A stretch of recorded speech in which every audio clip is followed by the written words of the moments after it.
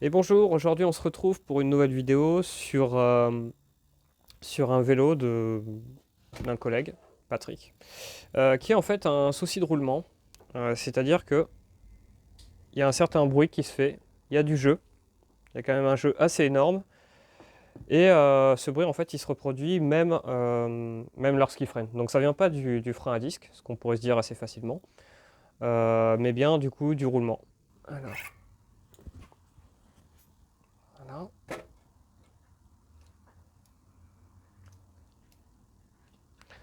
Alors je vais essayer de vous montrer le jeu. C'est pas facile en vidéo, mais en gros, voilà. La roue ne bouge pas. Je la plaque ici avec ma main, plus bas, hors cadre. Et ici, ça bouge. Donc en fait, je suis en train d'hésiter à démonter le disque pour pas le pourrir. Mais au pire des cas, t'as de l'acétone, Patrick, chez toi? Non? Bon. On va peut-être démonter le disque, comme ça on sera tranquille et puis on évitera on évitera de le pourrir. Bon, les vis sont déposées, on met le disque de côté, comme ça il est en sécurité. Et on peut maintenant tenter de retirer ce cache-là. Alors, hop, voilà. Je vais le mettre dans un autre récipient parce que le gras et les disques, c'est pas le grand amour. Donc on va mettre ça dans celui-là. Voilà. Et celui-là pareil. Celui-là qui a un petit peu souffert. Ouais, il a un peu souffert, mais c'est pas grave. Ok, on met ça de côté, idem. Ouais, il y a vraiment besoin. C'est encore pire avec, sans les joints parce qu'en fait ils retiennent un petit peu le jeu. Il est moins évident. Du coup, on va prendre les clés à cône. Alors les clés à cône,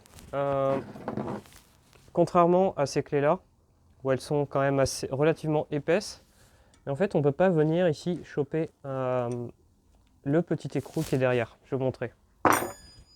Alors les clés spécifiques dont je vous parlais, en fait, c'est ces clés-là. Donc elles sont vendues dans le commerce, hein, vous pouvez les acheter. Ça c'est du Unior.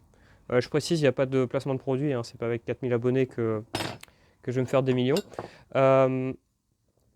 Donc ces clés, on peut les acheter pour, je sais pas, peut-être une dizaine d'euros dans le commerce. Ou sinon, si vous avez l'esprit un peu radin, un peu bricoleur, un peu récup, tout réameler et vous prenez des clés. Là, j'ai commencé à en préparer. Vous voyez ce genre de clés là de 14, 17. Voilà, j'ai commencé à les meuler, donc j'ai pas encore fini. Ça assure une meilleure prise en main parce que les angles ils sont moins saillants par rapport en fait à ces fameuses clés là. Bon, en fait, c'est pas très agréable d'avoir ça sur la peau. Donc des fois c'est tellement serré que vous ne pouvez pas. Donc là, faut tâtonner, il y a deux tailles par côté. Faut tâtonner, par exemple comme ça. Et je me suis rendu compte d'un truc en fait, c'est ça. C'est-à-dire que là, ça se desserre tout seul. Donc dans ces cas-là, quand il y a un côté qui est complètement desserré comme ça, il faut veiller à ce que l'autre côté, parce que vous voyez que le tube là il est un peu sorti, là il est encore plus sorti, il faut veiller à ce que ce côté il soit bien serré et bien repérer que ce côté correspond à ce flasque là. Ne pas l'oublier. Alors je vais le marquer, je sais pas trop comment, peut-être que j'ai un marqueur ou de la craie pour que ça reste bien. Pour surtout pas perdre ce centrage parce que sinon quand on va remonter tous les roulements, on va remonter le disque, il va rentrer chez lui avec sa petite roue et il va jamais pouvoir remettre la roue. Donc là, une petite marque sur le bout ici. On va essayer de pas trop y toucher. Je vais essayer de bien le badigeonner pour pas que ça parte. Et puis ici. Oh, puis à la rigueur, il y a encore plus simple. Voilà. Parce que le pneu, il va pas changer de côté tout seul.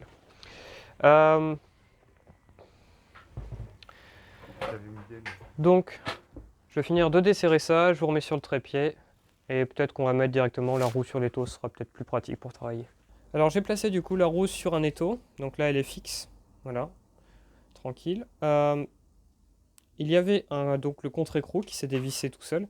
Donc le rôle du contre-écrou, pour que ce soit clair dans l'esprit de tout le monde, c'est que ça ne bouge plus du tout. C'est-à-dire que le réglage il reste fixe. En l'occurrence, là il était desserré. Ça arrive pas mal sur des vélos, alors faut faire gaffe parce que quand il se desserre tout seul, ça peut entraîner des petits problèmes du type des billes qui éclatent. Ça m'est arrivé en voyage à vélo. Enfin voilà.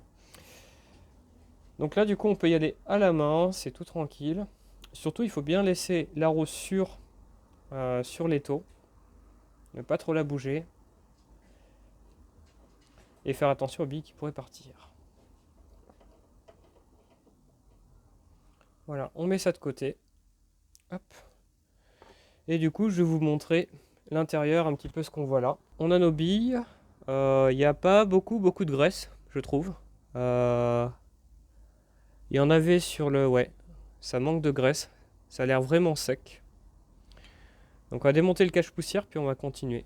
Donc le cache-poussière, c'est cette petite partie là, grise, tout autour. Donc on va la démonter tout doucement, et puis on va retirer toutes les billes, et on va les mettre dans des récipients.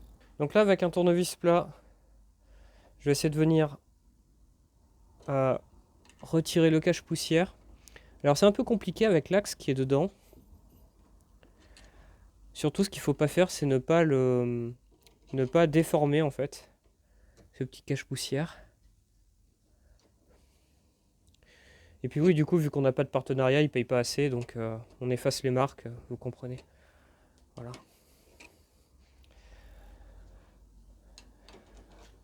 Hop. Bon, je vais chercher un autre outil, je crois. Ah, quoique. Si, ça y est, je l'ai eu.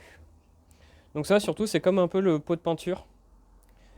Vous savez, les pots de peinture où lorsqu'on essaie avec un tournevis, et une fois qu'on a déformé le couvercle, on n'arrive plus à le remettre. Donc là, c'est la même idée, faut pas le déformer, et comme ça, on peut facilement le remettre. Donc on va retirer ça, je vais aller chercher un autre récipient.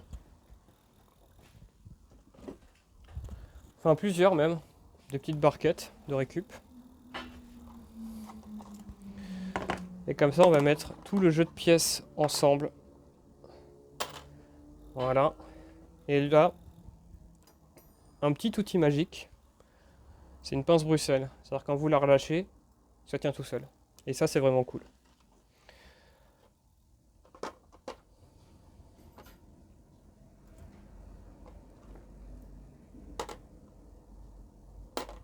Il n'y a vraiment plus du tout de graisse parce que les billes, je les attrape comme ça. Et généralement, normalement, la graisse, elle m'embête, elle fait un peu coller à la pince. Et en fait, là, il n'y en a pas vraiment. Puis le peu qu'il y en a, elle est absolument crade. Alors voilà l'état. Je vais vous mettre un petit peu de lumière. Voilà. Une espèce de couleur un peu bizarre, couleur un peu rouille. Et en fait, là où passaient les billes, là, dans la gorge au fond, c'était sec, tout simplement. Donc on va bien nettoyer tout ça. On va faire la même chose pour l'autre côté. D'abord, on va déposer l'autre côté. Alors maintenant que les billes sont enlevées de ce côté, il reste toujours l'autre côté à faire. Donc là, il va falloir, en fait, il faut tenir impérativement l'axe en appui vers le haut. Parce que si je fais tomber l'axe comme ça, en fait, les billes, elles sont par terre là. Et pour les retrouver, c'est mission impossible. Et j'ai vraiment pas envie. Donc, je retiens l'axe, je maintiens en appui, je retourne la roue. Et là, plutôt que d'utiliser l'étau, en fait, je vais vous passer comme ça. Hop. Comme ça. Là, en fait, on va pas pouvoir utiliser l'étau parce que vous avez vu, c'est super sec de l'autre côté. Donc à tous les coups, les billes, elles vont tomber là. Donc je vais mettre un récipient au-dessus, enfin en dessous en dessous. Comme ça. Comme ça. Et là, je peux retirer tout tranquillement. Voilà. Alors là, il y a plus de graisse. Là, c'est plus joli. On pose ça là-dedans. Et on va retirer les billes pareil.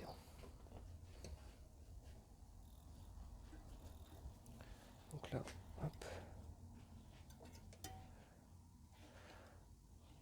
Voilà, ces billes-là, ils sont beaucoup plus graisseuses.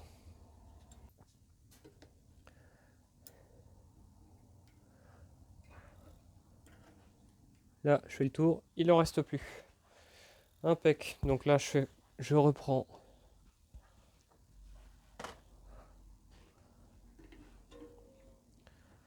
mon tournevis. Alors un petit coup comme ça, un petit coup, ainsi de suite. Voilà.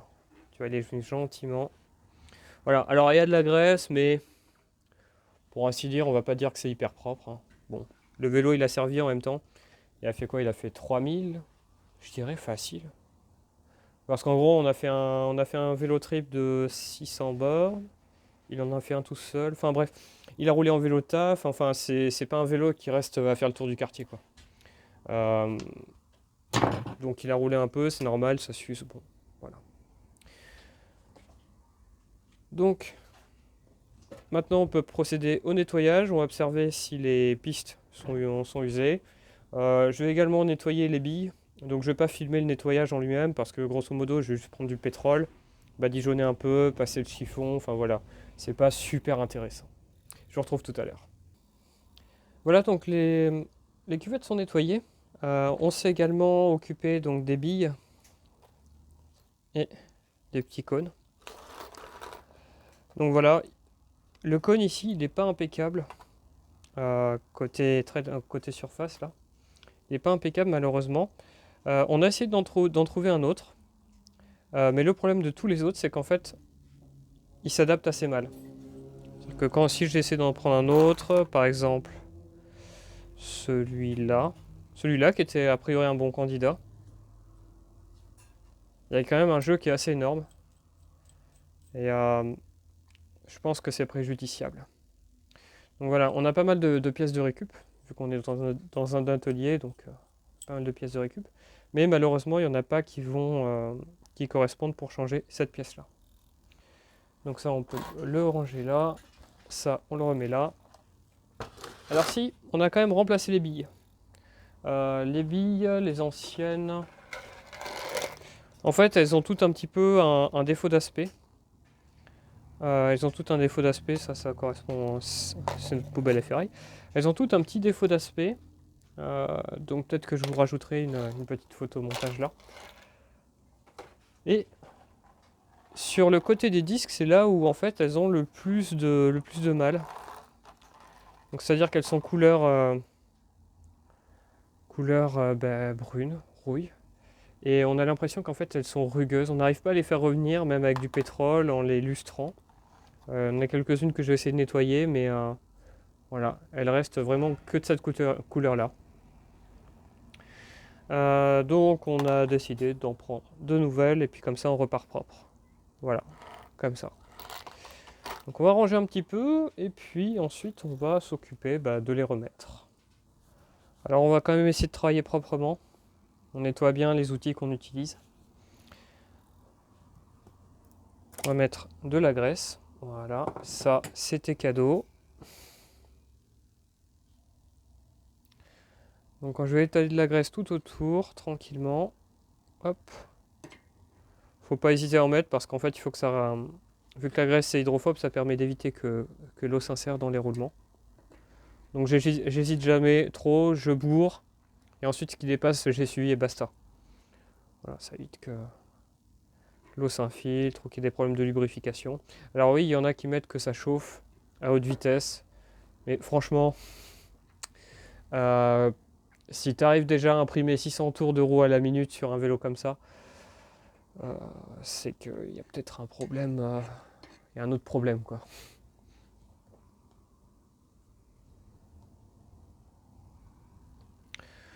Donc voilà, là j'en ai mis pas mal, ça suffit largement.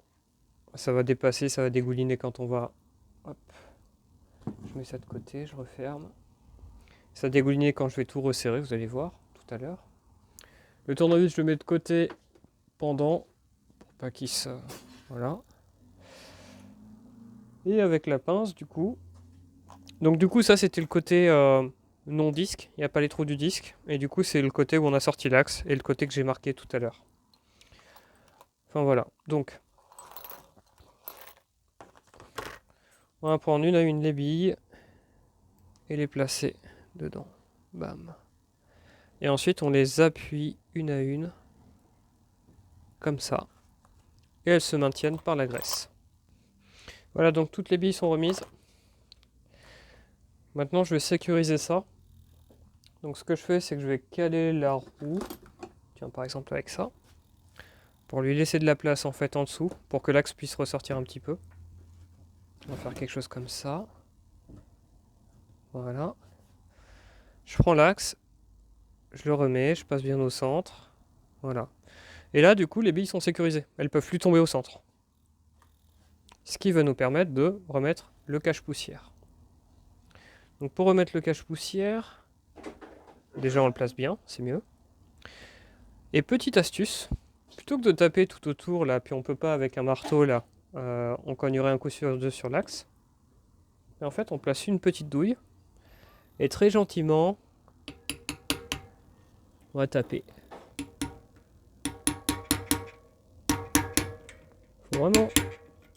Faut vraiment s'assurer que ça descend bien droit. Et donc là, le cache-poussière est en place. Hop. Donc pareil, du coup, on maintient bien l'axe ici avec le doigt. Et on peut laisser le reposer comme ça. Voilà.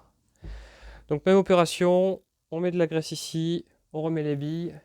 Et par contre là, on resserrera la cuvette.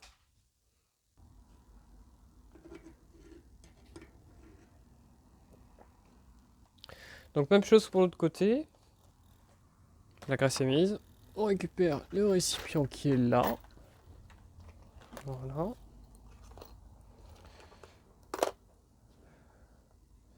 Donc idem. Alors j'en ai vraiment mis énormément de graisse là. Parce que c'est le côté disque. C'est le côté où la saleté était bien rentrée. Donc là j'ai vraiment pas hésité. De toute façon ce vélo il sert tout le temps. Donc il se prend la flotte.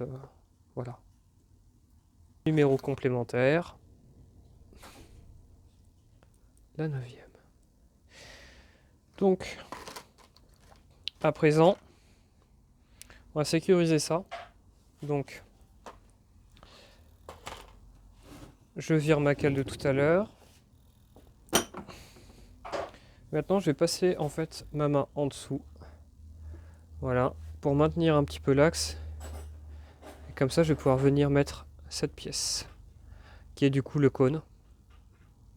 Qui est pas en super bêta mais bon. On peut pas faire autrement.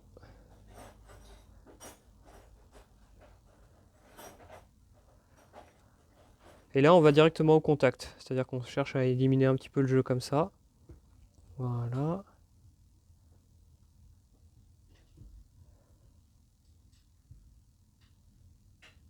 Voilà. Là on est bon. Là les billes sont sécurisées. Donc je peux faire n'importe quoi avec la roue. Il se passe rien.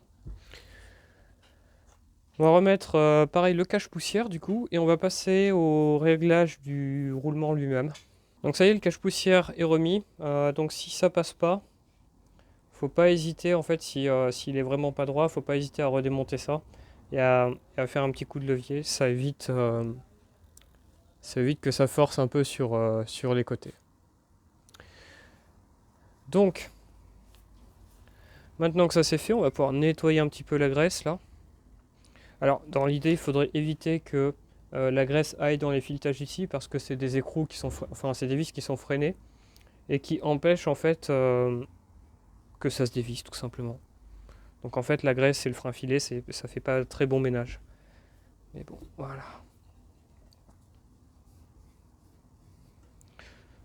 Donc déjà, on le nettoie bien. Comme ça. Et ensuite, je vais mettre la rondelle et le contre-écrou. Donc ça venait comme ça. Comme ça.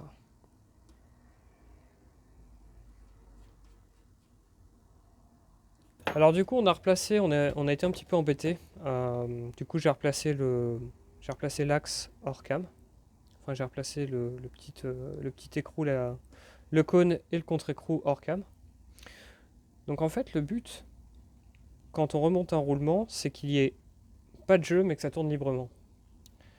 Donc là, j'ai serré les deux côtés, donc avec cette clé insérée comme ça et la clé de 17. Donc je l'ai serré comme ça. Donc là, le réglage, en fait, il est fixé. Néanmoins, il reste un tout petit peu de jeu. Alors j'ai une technique pour ça. pour pas s'embêter en fait à redémonter, parce qu'en fait, lorsqu'on réouvre, lorsqu'on redéverrouille le réglage, et qu'on essaie de resserrer à nouveau, ben, on tombe pas toujours en face. Donc là, il y a un tout petit peu de jeu résiduel. Donc en fait, la méthode, elle est peut-être un peu bourrin, vous allez peut-être pas trop l'aimer. Mais ça consiste en fait à prendre deux clés de 17.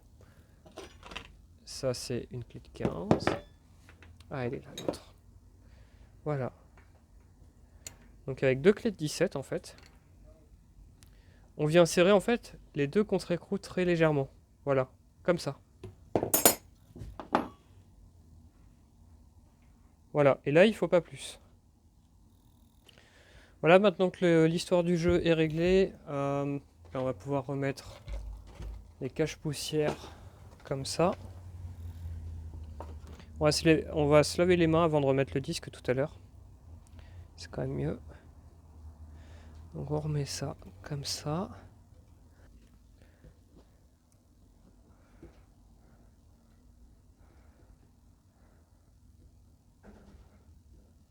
Donc dernière étape, là on s'est lavé les mains pour pas apporter de graisse en fait. Ça a l'air d'être bon. Ouais, on peut repasser un tout petit coup de chiffon bien ici. Voilà. Impeccable. Et on va pouvoir remettre le disque. Donc le disque, il faut surtout pas se tromper de sens. Donc vu que les disques ils sont du côté gauche, la roue elle tourne dans ce sens-là. Donc il y a une petite flèche qui indique le sens de rotation. Il faut bien la respecter parce que sinon ça, en fait, ça va s'enrouler autour et en fait, il n'y a plus de résistance mécanique et vous cassez la gueule. Bref. Du coup, pour éviter ça, faut faire gaffe au sens. Faut juste que je retrouve les vis à présent. J'ai le tournevis. Voilà, elles sont là. Et on va toutes les rapprocher. Et je vais pas les serrer directement. On ne serre pas un disque, genre je les bloque comme ça et je mets les autres vis ensuite. Non, déjà, on les met quasiment en contact. Voilà, comme ça. On les fait toutes comme ça et ensuite on fera un petit serrage en croix.